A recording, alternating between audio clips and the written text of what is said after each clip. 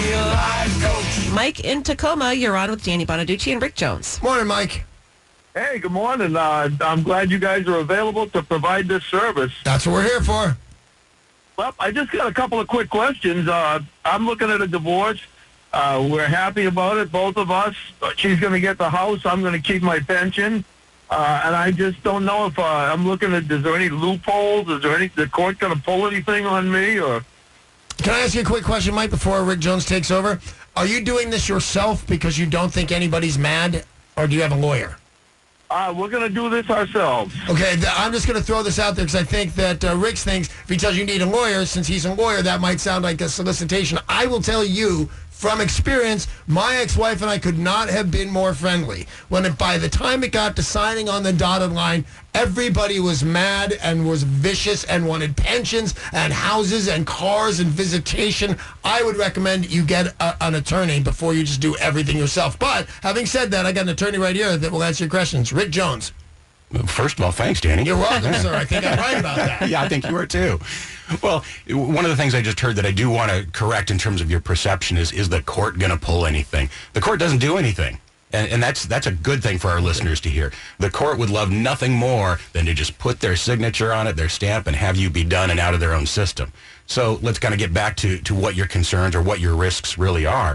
If, in fact, you have an agreement now and somehow, contrary to Danny's wise advice, you're able to keep that going all the way up until signing, the risk to you is that you haven't drafted the documents right to reflect what your real agreement was. And when I hear that you've got a house involved, and when I hear you've got a pension involved, there are some traps that the two of you could fall in terms of it being drafted.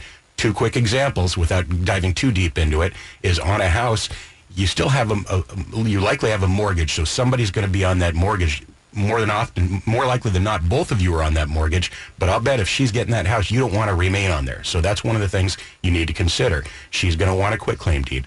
When it comes to pension, there is the ability to divide a pension, even if it's partial, without there being tax ramifications. But if you don't write it correctly and there's going to be a division, somebody eats the tax burden. So those are the two pitfalls you need to avoid. I'll say this, man. I didn't really know I had it. I make a joke about it. It's true. I didn't know I had a pension. Didn't think about it until my ex-wife said to me in court, "You're lucky I don't go after your pension."